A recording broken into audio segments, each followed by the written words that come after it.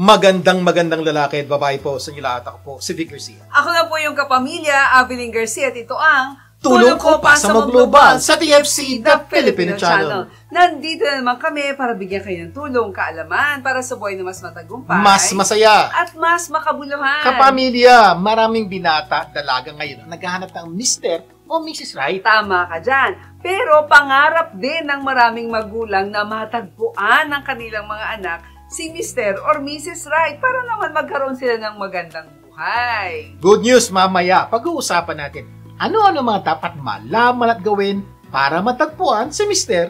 o Mrs. Right. Sa ating episode na It Might Be You, pag-uusapan din natin kung paano pag-uusapan ang kaperahan ng walang awayan. Naku, totoo yan. Maganda po yung pag-uusapan natin. Pero bago ang lahat ng yan, bigyan niyo po kami ng pagkakataong pasalamatan kayong lahat sa patuloy niyo pagsubaybay sa programang Tulong Ko Pa Sa Global. Yes, shout out lang po kay Tito Gimo at Tito Terry Moreno and of course my mom who's also always watching Tulong Ko Pa Sa Global. O, simulan na natin ang ating programa ng Tulong Pampagana dahil paniniwala namin, one idea can change your life. O in this case po, one story can change your life. Ang pag-uusapan natin ngayon ay tungkol sa tagisan ng talino ng isang teacher at estudyante. Ibig sabihin, this time, normally nagtatagis siya ng talino, dalawang estudyante. Ito po, isang estudyante at teacher nagtagisan ng talino. Pakinggan niyo po ito. Alam niyo ba, may isang teacher na nagtanong sa kanyang klase, no? Class, kung may 3 ibon na nakatungtong sa isang alambre at may taong bumaril sa isang ibon, ilan ang natira? Ang ganda ng tanong yan. Okay, ano nangyari? So, pwede rin sumagot yung audience, kayo po, pwede kayo sumagot, ha? Tinawag ng teacher si Johnny para sagutin ang katanungan. Sagot ni Johnny, wala na pong natira. Aba, ganun kaya ang sagot nyo o may iba kayong sagot? Ito ang sagot ng Sabi teacher. ng teacher, ha? Sige Johnny, bibigyan pa kita ng isa pang pagkakataon para sagutin ng tama ang tanong ko. Class, kung may 3 ibon na nakatungtong sa isang alambre at may taong bumaril sa isang ibon, ilan ang natira? Sige po kayo, ano sagot nyo? Okay, ano sabi ni Johnny? Sabi ni Johnny, teacher, wala nga pong natira. Kasi po, kapag binaril po ang isang ibon, ang dalawa ay matatakot na at lilipad.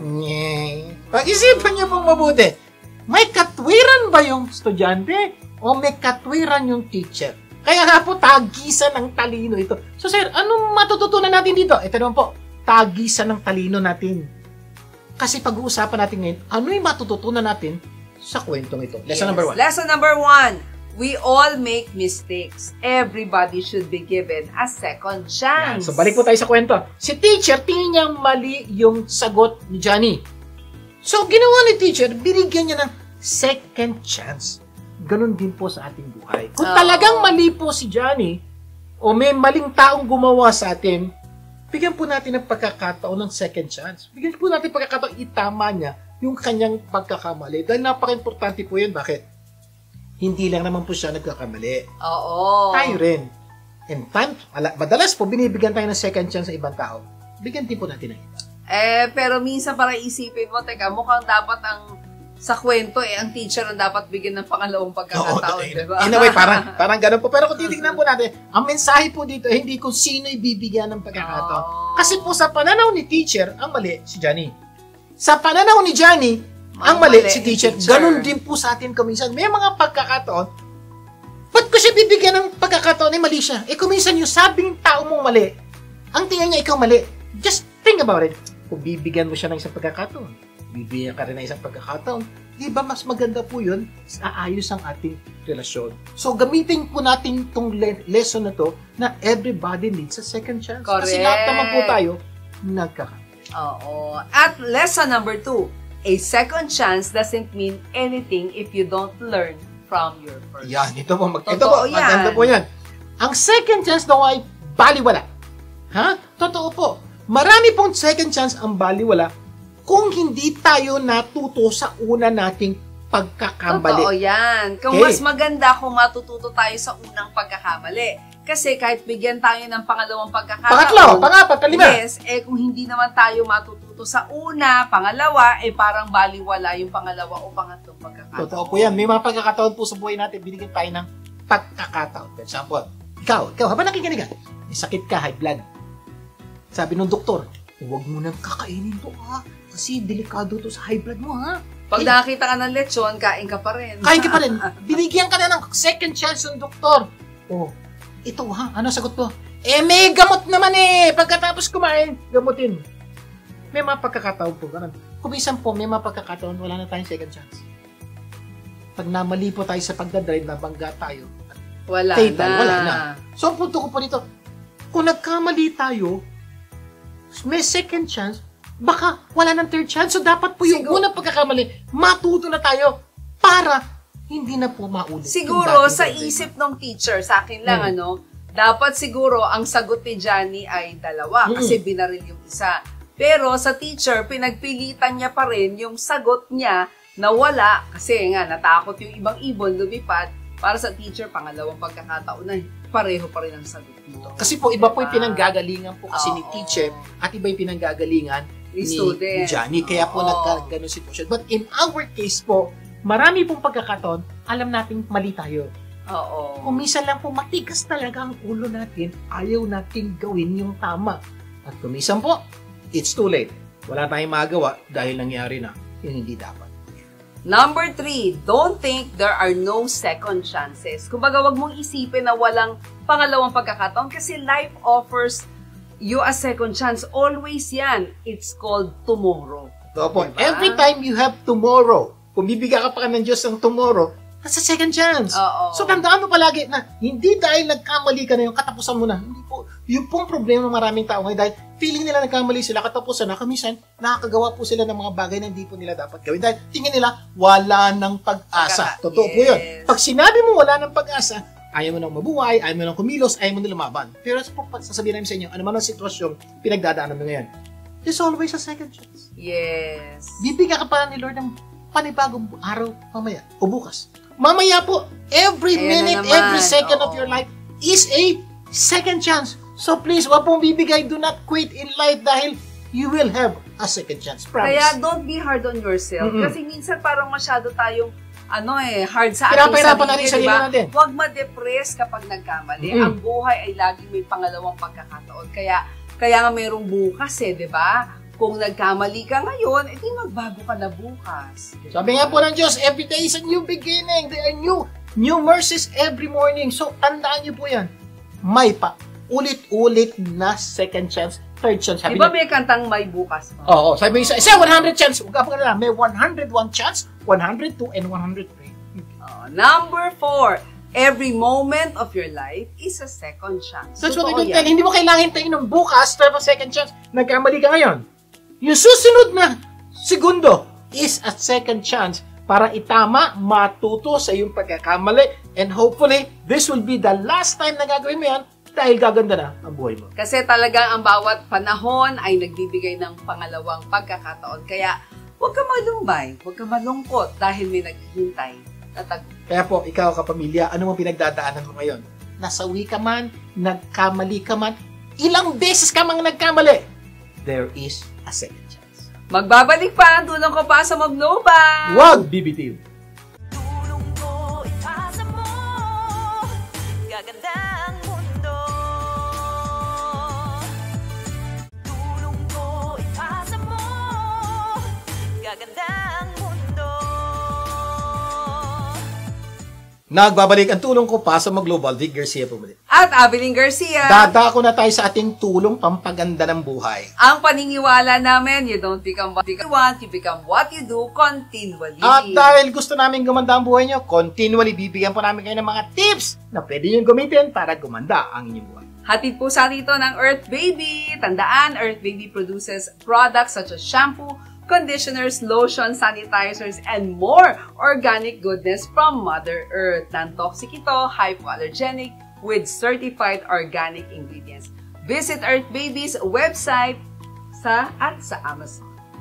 This time, ang pag-uusapan natin na ito, pag-uusapan natin today isang article, internet article ni na Marcus at Ashley, entitled, How to Talk to Your Spouse About Money Without Fighting. Sa Tagalog, paano pag-usapan ng kaperahan ng walang awayan. Ang ganda po, ano? So, sa mga may problema po mag-asawa, na may problema kayo sa pera, hindi niyo mapag-usapan, may ilang steps at tips na pwede niyo gawin para mapag-usapan ang kaperahan ng walang At awayan. sana i-apply natin lahat ito. Kasama na kami. Okay. Number 1, plan your conversation. Pumili ng tamang panahon, oras, at lugar that works for both of you. Then, schedule it in your calendar. Take note ha, choose a less stressful time for your meeting. So, ibig sabihin po, huwag nyo lang pong pag-usapan to ng kahit kailan. Ibig sabihin, nagkita lang kayo, hay, problema tayo sa pera. Hindi po ganon. Kasi po, may posibilidad na yung asawa mo hindi handa. O kaya wala isip, o marami siya problema. Ibig sabihin, bigyan nyo ang isa't isa ng pagkakataon, paghandaan yung pag-uusap. May Ang gagawin schedule. nyo, okay, honey, pwede ba tayo mag-usap sa Lunes? Alas 8 ng gabi, pagkatapos ng trabaho, pahinga muna tayo, pagkatapos meron tayong pag-uusapan. So, ibig sabihin, medyo mapaghahandaan physically, emotionally, mentally. Huwag lang kung kailan mo maramdamang pag-uusapan. Kung minsan doon po napupunta sa away, handa ka makipag-usap, yung asawa mo hindi. Problema. At kung sakaling may mga anak na kayo, no, planuhin yung activities ng mga bata para hindi makaistorbo sa inyong dalawa. O kaya maghanap ng maaring mag-alaga sa kanila so they don't interrupt your conversation. Pwede ring mag-usap after your kids go to bed, pagtulog na sila. Just make sure that you are both not tired. Kasi malaki pong problema. For example, pag-uusapan nyo. Nasa gitna na kayo ng matinding usapan at papaliw. Biglang, may iyak. Okay pa yun. Tapos biglang, may anak mo, Daddy, may problema ako. Yung momentum po ng pag-uusap yun na maganda na po, biglang mawawala. Tapos, wala kayong matapos-tapos sa usapan. Alam niyo ang mangyayari? Iinit lang ulo niyo, mainis kayo sa isa't isa, mag-init kayo sa anak niyo. Wala po matatapos at walang magandang resulta. Kaya dapat i-schedule sa tamang panahon po at sa tamang lugar at lagyan po ng mga buffer na maiwasan ng mga interruptions.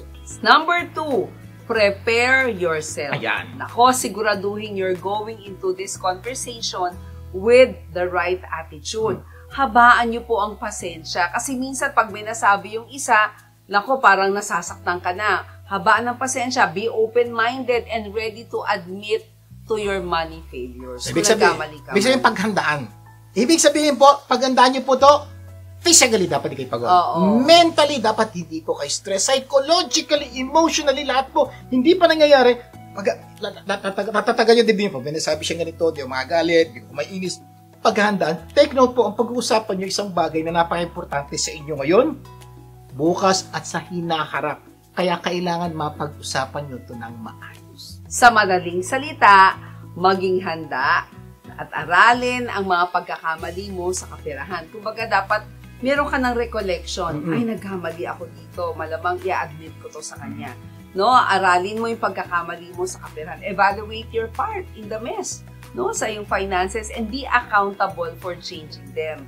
So, isipin mo, have you been overspending? Baka naman sumusobra ang gastos mo. So, ibig sabihin po, hanggat maaari po, kaya nyo pong mag-prepare ng mga documents to show what's really happening.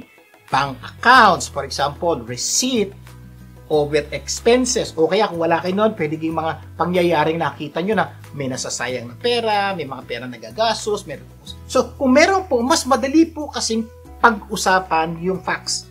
Hindi yung pakiramdam ko, palagay ko, siguro, ang hirap pag-usapan nun eh. Pero sabihin natin, alam mo ba ito yung gastos natin last month? Alam mo ba ito yung kita natin last month? Alam mo ba ito yung savings natin? Pag ganun po, mababawasan ng pagtatalo kasi you're dealing with facts, not with opinion o haka. Oo, kasi kailangan malaman na ito lang yung pumapasok sa atin, ito yung lumalabas. Napakalaki pala ng lumalabas. So, kailangan may dokumento hanggat maaari. Number 3, connect. Have eye contact and physical touch that can keep you grounded when dealing with emotional topics like money. So, habang kayo nag-uusap, pwede yung hawakan yung kamay ng spouse mo, diba? Because it's a great reminder that you're on the same team. Kumbaga, magkakampi kayo dito. Cooperate and not compete. Especially po pag medyo magbibitaw kayo ng salitang medyo baka sumama ang loob ng asawa nyo. Dapat, for example, alam mo, honey, biglang hawakan mo, ito yung aking pakiramdam. Iba po yung kasing parang hawak mo siya, nagsasalita ka, pinakikita mo na, honey, para sa atin to. Hindi lang para sa akin to, hindi lang para sa iyo to. Kailangan mapagdesisyonan natin to bilang mag-asawa. Nakakatulong po yun para maiwasan po ang friction at tension sa inyong usapan. Number 4, show respect. When one person is talking, the other must listen. Kasi minsan, nagsasalita pa lang, may gusto ka nang sabihin, di ba? So, dapat mas listen attentively. Huwag mag-isip ng ibabato sa asawa habang nakikinig sa kanyang paliwanag. Hintayin ang pagkakataong makapagsalita. Isang napaka-effective pong technique na pwede nyo gawin ganito. Bago kayo mag-usap, magdala kayo ng papel at ballpen. Kasi po ito problema malaki. Pag may binanggit ang asawa mo, memoryahin mo, ako dapat sagutin ko to. May binanggit pa siya isang ito. Kung minsan nakakalimutan mo at dahil doon gusto mo nang mag-interrupt kasi baka makalimutan mo yung sagot sa unang niyang sinabi. So, one of the best way to do this, habang nagkasalita siya, sulat mo. So that, pag sasagot ka na, pwede mong mabalikan lahat ng punto na sinabi niya. So, malaki po ang posibilidad pag nagsusulat ka, ay maiwasan yung interruption. Kaya lang, bago mo gawin to, sabihin mo doon sa partner mo, honey, magsusulat lang ako ng mga puntong sinasabi mo para mapag-usapan natin mabuti. Kasi medyo kabastos sa pag yung biglang nagsasalita, biglang yung okay yan, nilagay mo sa cellphone. Feeling niya, binabastos mo siya. Pero sa totoo lang, hindi. Ayaw mo nga siyang bastusin, kaya ginagawa mo yan. Kaya bigyan mo ng konting pasintabi na, honey, isusulat ko lang yung mga sinasabi mo para mapag-usapan natin. And don't interrupt, no? Kapag patuloy mo siyang ini-interrupt, baka hindi na rin siya makinig sa'yo. So, napaka-importante po yan. Number 5. Number 5 is into the conversation. Kumbaga, start discussing where you want to go with your finances. Saan ka ba papunta? Saan ba papunta yung sinasabi mo? May mga suggestions na pwede natin gamitin sa pakipag-usap sa asawa, katulad na lang ng mga sumusunod. Honey, alam mo, I'm really interested in how you view money. So, ayun yun. Isa Ibig sabihin yun. pa, bubuksan nyo yung conversation, hindi kagad sa pera. Yung problema nyo. Buksan nyo muna mga general ideas na gusto natin gumanda kinabukasan natin, mabigyan ng maganda kinabukasan natin. Mga anak, magkaunawaan tayo patungkol sa pera. Para generic muna. Kasi pag naging specific na tayo, parang feeling nagsisisihan na kagad eh. So, pag na-establish na natin yung common direction natin, mas malaki posibilidad we have a common solution to our problem. Oo, kaya what would your ideal financial situation for us be? Yan. Ano ba yung ideal para sa iyo? So, napaka-importante. Ano pa? Another good question is, where do you think I could improve on my spending? Kasi baka masyadong magastos na ako, di ba? Ano sa tingin mo ang mga paraan na pwede ko pang ma-improve sa pag-handle ng pera? Bakit po kailangan gawin nyo? Mapasin nyo po, ang ginawa po nung nagsalita is, ako muna. Ibig sabihin, unahin mo yung tingin mong mali mo. Huwag mo unahin yung tingin mong mali ng partner. Ibig sabihin, ikaw honey, sa tingin mo, ano yung mga bagay na tingin mong hindi tama sa paghawak ko sa pera? Bakit po napaka-importante nun? Pag ginawa nyo po yan, anong nangyayari? Parang binibigyan mo ng karapatan yung asawa mo, punahin ka. Pag ganon, masasabi niya maluwag sa puso niya yung mga dapat niya sabihin. At siya rin mismo. Totoo yun. Vice versa, di ba? So you can also ask what you want us to be able to do in the future, di ba? Pwede mo tanungin yun. With our finances, like, bibili ba tayo ng bahay? Magpabiyahe ba? Ano ba yung iiwanan natin para sa mga anak, sa retirement, so on and so forth. Number 6 tayo. Go deeper. Magtanong patungkol sa mga bagay na magbibigay sa'yo ng insight kung saan na-motivate ang asawa mo kapag pinag-uusapan ng pera. Yeah, ibig sabihin, hanap po kayo ng paraan, kilalanin niyo mabuti asawa niyo, ano ba yung dahilan ba siya nagtatrabaho, ano ba dahilan ba siya nagtitipid ng pera, ano ba dahilan kung minsan ba't nagagastos, sumusobra pera gastos. Ibig sabihin, don't just look at the superficial. Look deeper, baka may malalim na dahilan bakit ganon yung asawa. And if you feel your conversations are getting heated, mainit na, take a break or reschedule ninyo to continue from where you left off. Magsulat kayo ng note, diba? And if it fails, get a third party to that both of you trust. No? Totoo po yan. May mga pagkakataon, medyo tingin mo wala kayo napupuntahan, pwede po mag-time out. Maski sa anumang game, pwede mag-time out. At humanap po kayo ng appropriate time and place para i-resume muli. It's better mag-time out na walang ganong na-resolve kesa namang ituloy nyo, lalong sumiklab ang away. Number 7, come up with a financial plan you both agree on. Kumbaga, a goal without a plan or action will never be attainable. Have a discussion about the topic of your meeting to see how you can achieve your goals together. Tandaan niyo po, every time may dalawang tao nag-uusap, hindi mo makukuha lahat ng gusto mo. Hindi niya makukuha lahat ng gusto niya. Somewhere, somehow, may makukuha kang gusto mo at merong mangyayari hindi mo gusto. Meron din siya makukuha at meron din mangyayari hindi niya gusto. Somewhere, somehow, ang tawag po dyan, trade-off. Yes. Matuto po tayo i-trade off yung ibang bagay para makuha natin yung ibang bagay. Kasi nga po, hindi na po kayo isa, dalawa na. And be ready ha, maging ready ka na i-embrace yung view ng spouse mo objectively without judgment. Keep your strengths and the goal in mind as you come up with your plan together. At isa pa, kung talaga hindi nyo magawa ng paraan, get a third-party consultant advisor to help. Number 8. Number 8, end on a high note. Kumbaga, when your conversation is over, make sure to include gratitude and grace. Or, kung nagkamali ka, apology. Diba? Tell your spouse how grateful you are to them or to him or to her for taking or for talking about money. Pag ginawa nyo po yan, malaki po ang posibilidad na magpaayos ang inyong kaperahan. Number 9. And number 9, schedule your next money date. No? Commit to that meeting and talking to each other about your finances at least once a month. Para po mag-unti-unti na po masolusyonan ang problema nyo sa kapera. Correct. Sana marami tayong natutunan sa ating pinag-usapan. At mamaya, papatuloy pa po natin ang ating kwentuhan. Huwag bibitiw. Tulong ko ipasa mo, gaganda ang mundo. Tulong ko ipasa mo, gaganda ang mundo.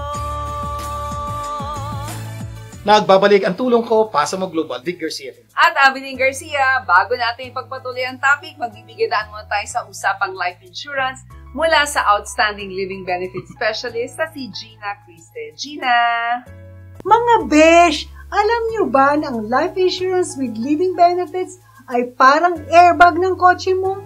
Hindi mo ito nakikita o nagagamit araw-araw, pero sa oras ng matinding impact, ito ang sasalo at magliligtas sa iyo. We do not know when accidents happen.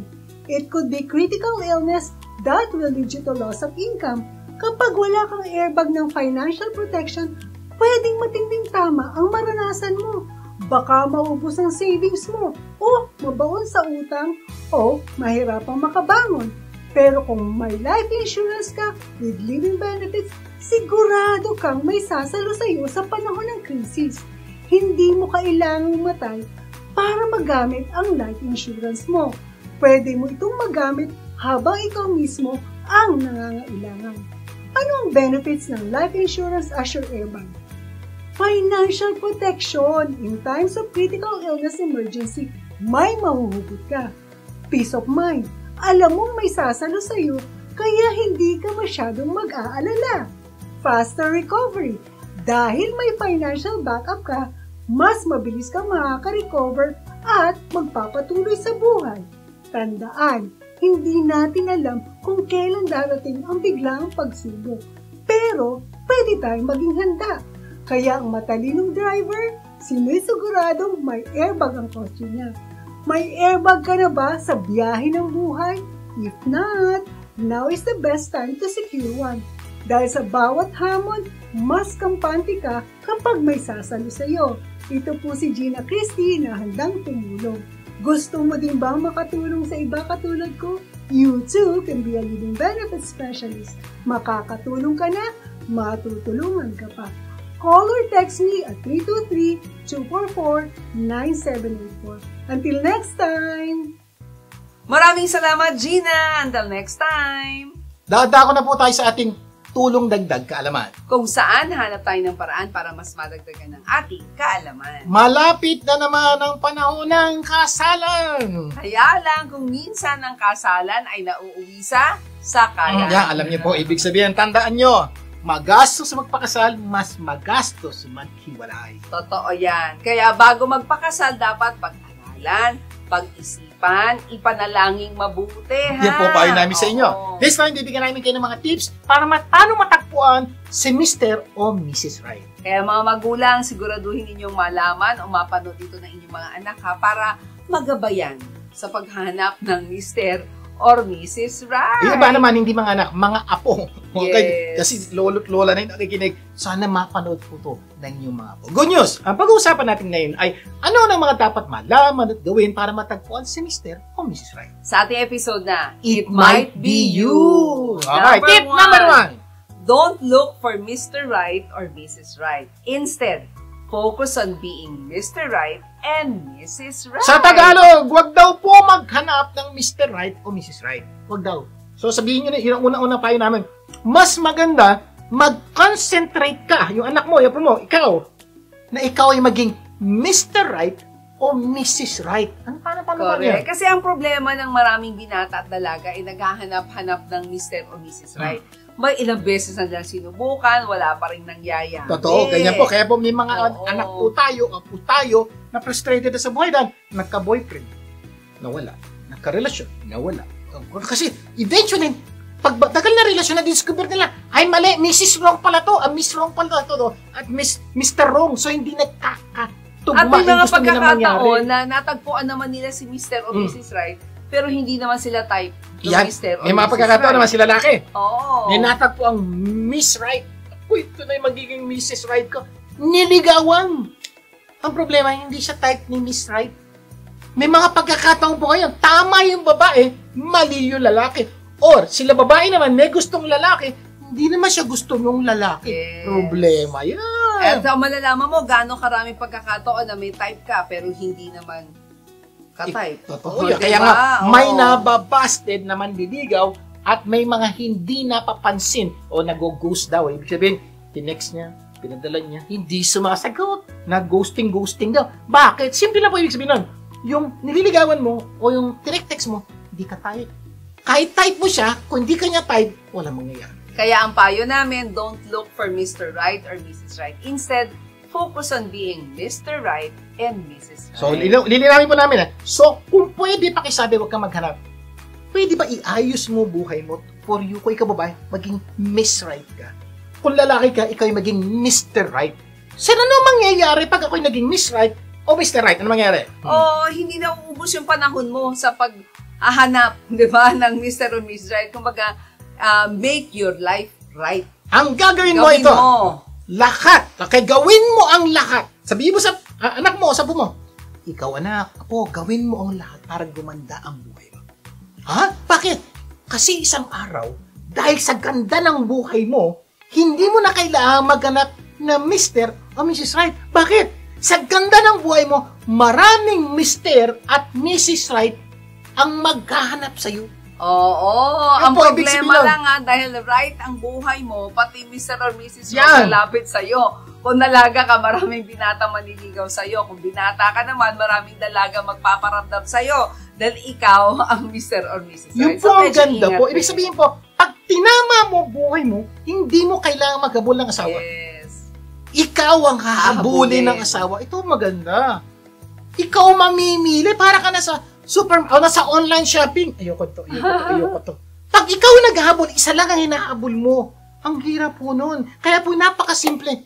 Ayusin mo buhay mo. Make yourself a Miss Right o Mr. Right so that a lot of people around you will pursue. Pag-isipan ninyong mabuti ha, kung ikaw ay isang napakagaling na empleyado, ang tawag sa iyo ay Mr. or Mrs. Right, na excellent employee, di ba? Totoo yan. Malamang hindi mo kailangang maghanap ng magandang trabaho, di ba? Dahil ikaw yung hahanapin ng magandang trabaho. Ang magagandang kumpanya mismo ang lalapit sa iyo.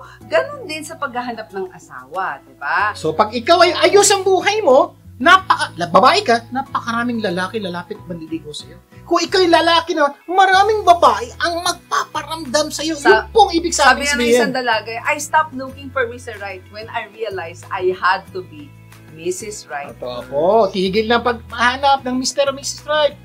Make yourself right. Kaya kapag ginawa mo yan, darating si Mr. at Mrs. Right sa tamang panahon. Naku, sana po, huwag niyo makalimutan yung unang-unang napakagandang tip na binigay namin sa inyo. Sa aming pagbabalik, itutuloy po natin ang ating kwento.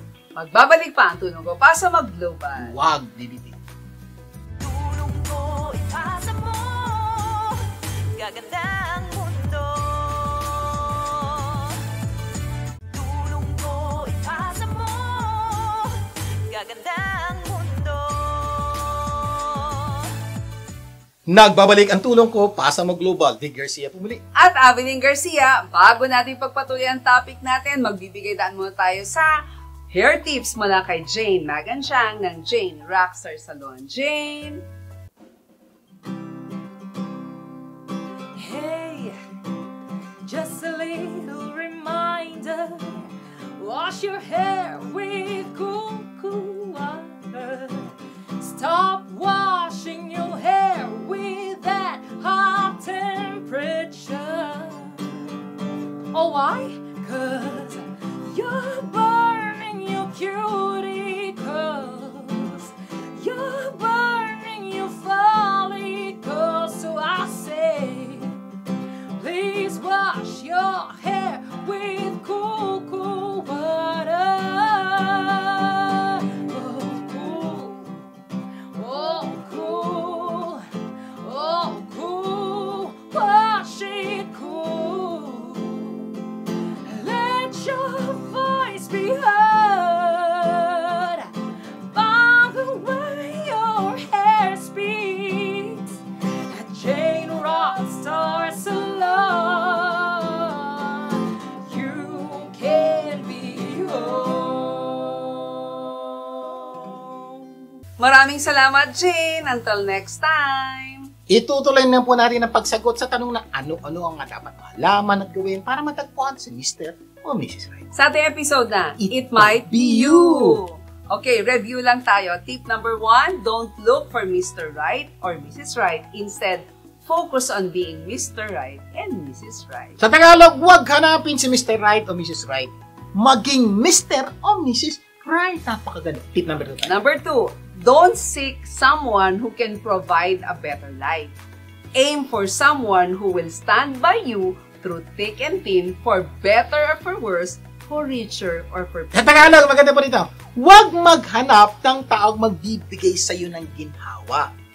Maghanap ng taong sasamahan ka sa hirap at ginhawa. Ang ganda po noon. Oo. Kasi po marami pong tao ang hinahanap yung taong magbibigay sa kanila ng ginhawa. So, wala pong problema yon. So, may nakita kang lalaki, babae, bibigyan ka ng ginhawa. Ang problema, kahit anong ginhawa meron siya, darating at darating ang punto ng buhay nyo, mayroong hindi maginhawang buhay.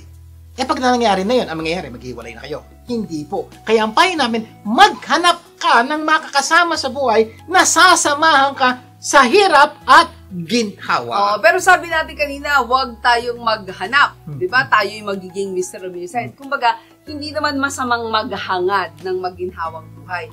Pero ang buhay ay punong-puno ng ups and downs din kasi, di ba? May mga panahong hindi magiging maginhawa ang buhay ninyo. Anong gagawin mo? Nako yan na. Hiwala Yung po yan nangyayari sa mga diba? maraming tao kasi nga po, bago sila magpakasal, meron silang idea, dapat ganito, dapat ganito, dapat ganito. Ako po, iwasan nyo po yung maghahanap kayo ng taong magbibigay sa yung ginawa. Eh kasi nga kung ikaw magginawa buhay mo, hindi mo na kailangan gawin yun. Kaya po, tip number 1 is napaka-importante. Pag maayos ang buhay mo, financially, emotionally, psychologically, career-wise, promise po, may taong lalapit sa'yo, maganda rin ang buhay. Pero may mga mag-asawang kahit hindi maginhawa ang buhay, patuloy pa rin nagsasama at naghahanap ng solusyon sa kanilang problema dahil ang napangasawa nila ay si Mr. or si Mrs. Right, handang magsama sa hirap at ginhawa. Yan po ang napaka-importante po talaga. Pag kayo po ay nagkaroon na kayo ng Mr. Right o Mrs. Right, siguraduhin nyo po ano man ang mangyari. Ito pong taong tawag nyo na titingnan yung physical, yung financial, yung emotional. Tingnan mo paano siya mag-react sa hirap at ginhawa. Dahil sigurado po ang mangyayari sa inyo yung bagay na yon. Paano nyo hahawakan yung mga problema? Kasi real love doesn't look for a way out. It finds a way through. Totoo yan. Hindi dapat yung, ay naku, may divorce naman. Diba? Kapag tunay po kayo nagmamahalan, walang problemang walang solusyon. Pero, kung hindi po tunay yung pagmamahalan, panlang po, skin deep lang ho. Bawat sitwasyon, may problema, at yung problema yan, pwedeng gawing paghihiwalayan. Ayaw po natin mangyari yon. Dapat po ang pagmamahal, kahit anong problema, hanapan ng solusyon dahil sa totoo lang po, lahat ng problema, may solusyon. Number 3, don't aim for someone who understands you.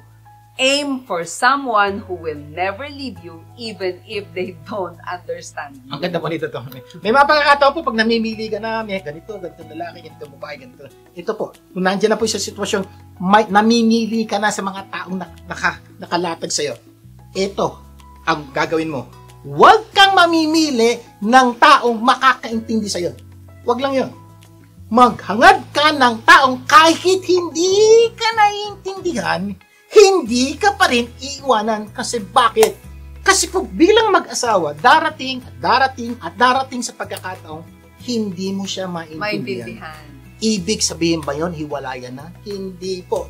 Dapat matuto kayong magmahalan kahit hindi kayo nagkakaunawa. Alam niyo, madalas kong madinig na understanding is key to happy relationship. In a way po, totoo yun. Parang, Pero, diba? Pero hindi sa lahat ng panahon. totoo yun. Diba? May mga pagkakataon po, hindi mo talaga maiintindihan yung asawa mo. Tsaka maubusan ka ng pag-unawa na kahit anong subok mong unawain, hindi mo pa rin maunawaan. Parang, hindi ko siya maintindihan. Darating po talaga yan. Darating sa pagkakataon, kahit anong pangunawa, kahit pag-dating, kahit ano nagawin mo, hindi ko siya maunawaan. Totoo po yun. Tanungin mo lahat ng nag-asawa at may asawa. So, sir, pag ganun na nangyari, di wala nang unawaan, masisira ang relasyon. Hindi nga po, kaya hindi po yun ang payo namin. Correct. Ang payo namin, dapat dumating kayo sa sitwasyong kahit hindi kayo nagkakaunawaan, patuloy kayong magmamahalan. Ito sasabihin mo, minsan, di ba? Naku, bakit ganun? Bakit ang liit na bagay pinalalaki? Naku, malamang ganyan asawa mo. Bakit mali na siya pagalit? Naku, ganyan di man asawa mo. Bakit alam na niyang mali? Di ba? Ginagawa Naku, niya. reklamo mo yan. Bakit sorry ng sorry? Paulit. Naku, nadinig mo na yan. Parang anlabo, hindi ko maintindihan. Tapos inyo, lahat po yun, Oo. dumarating ka na sa puntong, hindi ko siya talaga maintindihan So, ibig sabihin, wala yan na hindi po. Talaga pong hindi, maraming bagay kayong pagkakasunduan, pero may mangilang-ilang bagay kayong hindi pagkakasunduan.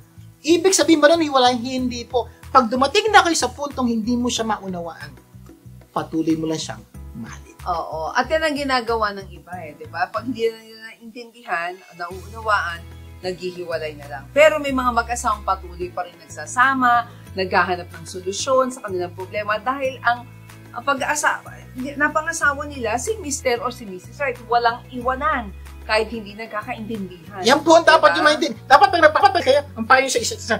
Walang iwanan kahit hindi nagkakaintindihan dahil kahit hindi tayo magkaintindihan, pwede tayo patuloy magmahalan. Yung po dapat ang pangako ng bawat isa dahil siguradong darating ang pagkakataon, baka hindi kayo magkaintindihan. Mamaya, tutuloy pa natin ang ating usapan kung ano-ano mga dapat malaman at gawin para matagpuan si Mr. or si Mrs. Right. Magbabalik ka po at tulong ko, pasa maglungan. Huwag bibitiw.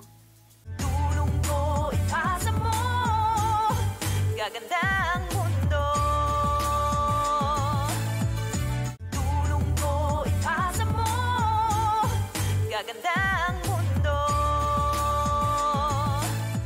Nagbabalik ang tulong ko, pasa mo global. Vic Garcia po muli. At Abilene Garcia. Itutuloy na po natin ang pagsagot sa tanong na ano-ano ang dapat malaman at gawin para matagpuan si Mr. o Mrs. Right. Sa ating episode na, It Might Be You.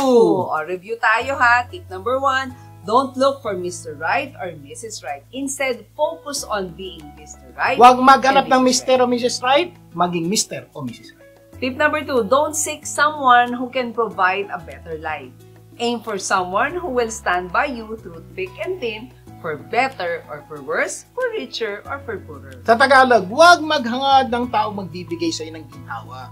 Maghangad ng taong sasamahan ka sa hirap at ginhawa. Tip number 3, don't aim for someone who understands you. Aim for someone who will never leave you even if they don't understand you. Sa Tagalog, huwag maghangad ng taong makakaintindi sa iyo. Maghangad ng taong kahit hindi ka naiintindihan, hindi ka pa rin iiwanan. Number 4, don't aim for someone you want or you need. Aim for that person that God has prepared for you. Ito po isang napakaganda po kailangan. Huwag niyo kakalimutan. Huwag maghanap o maghangad ng taong gusto mo lang o kailangan mo lang. Maghangad ng taong gusto ng Diyos para sa iyo. Bakit? Ba't kailangan gawin yun? Madalas kasi kapag tayo ay naghahanap ng mapapangasawa o makakarelasyon, ginagamit natin yung puso. Diba? Eh, hindi naman masama yun. Diba? Kaya lang po, pag-isipan niyo, gano'n na po karaming pagkakataon, sinabit kayo ng puso niyo. Yes. Pinahama kayo ng puso niyo. Yung taong kala niyo mahal niyo o mahal ka hindi pala, kasi puso ang ginamit niyo. Sabi naman ng iba, nako, dapat daw hindi panay puso. Dapat ginagamitan naman ng isip dahil hindi lahat ng ating nararamdaman ay tama. At kaya daw mas mataas ang utak kaysa sa puso, kailangan gamitin Kailangan yung utak to. Oo. May nagpapayo pong ganyan. Dapat, bago magpakasal, wag panay puso. Dapat utak. May punto naman. Kasi nga po, konti. kaya daw mas mataas ang puso kaysa sa utak kaysa sa puso dahil kailangan mas mataas yung pinagbibigyan ng pansin ng utak kaysa puso. May punto po yun. Kaya lang po, gaano karami pagkakataon ginamitan ng puso, ginamitan ng utak, sabit pa rin. Oo. Meron pong pagkakataon. Guys, ko tanong, sino na dapat gawin? Okay. Ang payo namin, maghangad ng taong gusto ng Diyos para sa iyo. Dahil hindi lahat ng gusto ng puso ay tama. At lalong hindi lahat ng ating isip ay tama. Pero lahat ng kagustuhan ng Diyos ay tama. Kaya nga po, ito ang sabi. Kaya nga daw, mas mataas ang langit kaysa sa isip at puso dahil mas tama ang langit o ang Diyos kaysa sa isip at sa puso. Ang tanong, gaano karami sa atin ginamit ang Diyos o humingi ng tulong sa Diyos bago magpasa? Kaya napakarami pong pag-asawa po ngayon sira, sabit, problematic. Panay puso, panay isip ang ginamit. Tsaka Hindi humingi ng tulong sa ilang Diyos. beses ka naman pinahamak ng puso mo? Maraming beses na. Yung akala mong mahal ka, hindi pala. Yung akala mong mahal mo, hindi pala. Yung Diba? po ang problema. O Oo. ngayon, ilang beses ka na pinahamak ng isip mo? Yung akala mong tama, mali pala. Yung akala mong mayaman, hindi pala. Yung akala mong mabait ako, hindi pala. Kaya mo pinakasalan, kala mo mabait eh. Mapagbigay eh, hindi pala. So kayo sir, hindi gagamitin ng puso, hindi gagamitin ng isip. Eh, ano gagawin? Ang eto, bago mo sagutin niya, ang tanong, kailan ka ba pinahamak ng Diyos? Diba hindi pa? Kaya sa paghahanap o paghahangad ng Mr. at Mrs. Right, isama mo si God dahil sigurado kami, hindi kanya ipapahamak. Alam nyo, recently, no, yung aming anak, si Joseph, no, nag-asawa po with Erica, our new daughter-in-law, and it's a unique love story. And in one of our episodes, sana, we hope to feature their journey and how they followed God's will in their marriage. Ibig sabihin po, ito pong si Erica ay niligawan ng anak ko, pero hindi niya gusto. Binasta niya 2 beses. Pero ito pong si Erica, humingi ng tulong sa Diyos ng dalangin. Lord, hindi po importante yung gusto ko, hindi po importante yung gusto niyo. Gusto, kailangan ko. Lord, ang gusto ko po yung kalooban. Alam mo, nanalangin po, kinaugnay po siya ng Diyos at sabi sa kanya, yung anak namin nagpasa. Kahit wala po siyang ganong nararamdaman, nakikita niya hindi ito yung lalaking gusto niya. At kailangan niya. Sinagot niya po, bakit naniniwala po si Erica na mas matalino ang Diyos kaysa sa kanya? Na yung tingin natin mabait, hindi tayo sigurado nanghuhula lang tayo. Yung tingin na, pakiramdam natin mahal natin, nanghuhula lang tayo. Pero itong ganda. Si Lord, alam niya yung tunay na mabait. Correct. Si Lord, alam niya yung tunay na lalaking para sa iyo, babae para sa iyo. Si Lord, alam niya kung magsasama kayo sa hirap at ginawa. Si Lord, alam niya yung mangyayari bukas. So, sino pagkakatiwalaan natin patungkol po sa pag-ibig? Ako po, suggestion po sa inyo, pagkatiwalaan niyo ang Diyos at sigurado hindi kayo magkakaroon. Sa isa sa aming mga episodes, sana ma-feature namin at makapanayam namin sila dito. Alam niyo po, ito sabi ng salita ng Diyos, trust in the Lord with all your heart and lean not on your own understanding. In all your ways, submit to Him and He will make your path straight. Yan po ang payo namin sa inyo mga anak. Payo namin sa inyo. Kami po, meron na po kayo po, mahigit 33 years. At yan po ang simula namin pag-ibig. Inuna lang po namin kung anong kalooban ng Diyos. And for the past 33 years, we live happily ever after. Hindi ibig sabihin walang problema, may problema. But we continue to work with God to make our marriage the best we can. Remember, God will put the right person in your life at the right time and for the right reason. Ulitin lang po natin lahat ng pinag-usapan natin. Ano dapat malaman at gawin para mapagpon si Mr. at Mrs. Right? Number one, don't look for Mr. Right or Mrs. Right. Instead, focus on being Mr. Right and Mrs. Right. Number 2, don't seek someone who can provide a better life. Aim for someone who will stand by you through thick and thin. For better or for worse, for richer or for poorer. Number 3, don't aim for someone who understands you. Aim for someone who will never leave you even if they don't understand you. Okay, number 4. So, ito'y pinakamalaga. Don't aim for someone you want or you need. Aim for that person that God has prepared for you. Tama! Nako, sana marami tayong natutunan sa ating mga pinag-usapan at next week, marami pa tayong pag-uusapan na tunay na magpapaganda ng inyong buhay at Nang mahal niya sa buhay. Okay, manalangin po tayo. Mga nasa langit, maraming po salamat sa pagkakataong binigay niyo sa amin para mapag-usapan namin yung taong hinahanda niyo sa bawat isa. Dalangin lang po namin na gawin po nila sila maging Mr. at Mrs. Right so that po God, the God of right, will be in their life. Pagpalain niyo po lahat ng Pilipino, lahat ng saan mang sulok ng mundo. Tatay din dalangin namin sa pangalan ni Jesus. Amen and amen! Tandaan kung ano man ang naitulong ng programa ito, ipasa mo naman sa iba. Imbitahin niyo yung mga kapamilya na tumutok sa programang ito sa susunod natin pagkasama. At sama-sama natin pagandahin ang ating buhay. At ng mga mahal natin sa buhay, ako po yung kapamilya. Ako lang po si Abilene Garcia. Laging tandaan, sa tulong papasa mo global, Gaganda ang mundo. Tulong ko ipasa mo. Gaganda